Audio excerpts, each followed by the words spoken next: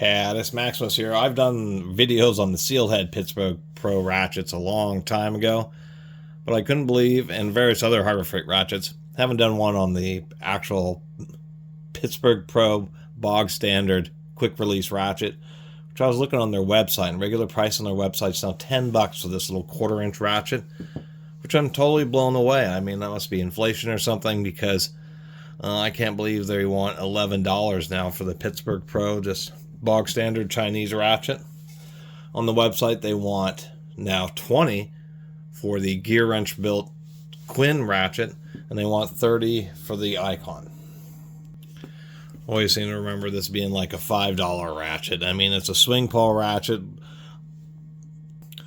like Proto pioneered a long time ago. Many ratchets use this mechanism. The mechanism is criticized just because the pawls aren't super large, and so it seems about like on a quick release, more than likely the anvil is what will shear, but on the solid anvil sealed head versions, many times the pawls end up stripping out, except for one distinct advantage, and I will admit that, is that you get extremely light. Like this hasn't even been oiled, and still very low back drag, and that is one advantage to the design, although it kind of makes the heads a little bit wide. We can certainly see that compared to the gear wrench built Quinn.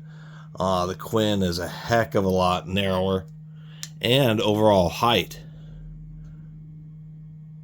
a little bit shorter, not quite as dramatic as it is with the width. And somehow this one must have been built on Wednesday, because I was checking anvil play, and that's actually surprising. It's really surprising for the Chinese Pittsburgh ratchet. So quick release, holds on pretty well, not too strong of a spring. If you have a, something like a little hole or undercut, then it'll hold the socket just fine. Other than that, these used to be just a cheapo ratchet.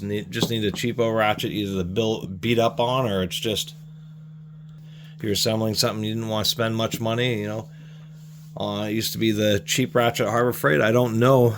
They probably do have a cheaper ratchet. I'll have to go and look. I picked this up at a garage sale after realizing that I had never made a video about the good old basic Pittsburgh Pro chrome ratchet. Only they're more professional models. Anyway, super simple. The screws, surprisingly enough, do go down into the plate. I don't think they ever had rebuild kits. They just replaced them. But ostensibly, that would be good advantage for rebuilding, because the threads strip out. You're replacing both the screws and the plate. And these are the same little fine tooth, whatever this is, 72 tooth pawls that are in the sealed head. It's the very same mechanism, just in a flex head, or excuse me, just in a quick release. And then they have this thing here. This is a little shim washer, and that's how they're achieving that tight anvil, is they've probably have an array of shim washers, or they're just choosing some middle ground, knowing what the tolerances of the manufacturing are, and putting that in there to help tighten it up. Just spray a little light oil in there. Other than that, not a lot else to say. I just, for completeness, as far as doing the videos on my channel, I didn't want to forget to do just what is, or used to be, like the absolute bog standard cheap Pittsburgh. I guess there is just a plain Pittsburgh brand, but it used to be the Pittsburgh Pros that were like the cheap Chinese Harbor Freight ratchet that was, because ratchets, once they get any really cheaper than this, are really sloppy or skipping all over the place, and basically don't even work as a tool at all. So you get one of these Pittsburghs, and they generally will work for you, and if they don't, you can just, if it breaks, then it's easy to return. And so what it seems is that they're just like slowly pushing up the prices of these Pittsburgh Pros and the Comfort Grit ones to try, I think, to push you into another tier higher. Just kind of like how they saw the sales of the Icons and then the Doyles and Quinns. I think they're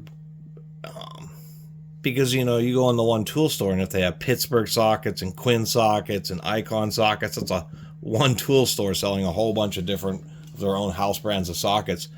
And I see them pushing one, some like the Pittsburghs, out, and Quinns will be quote unquote the new Pittsburghs, but at a higher price point than what they're already doing here, and I think this is secondary to it, pushing up the prices of their super cheap tools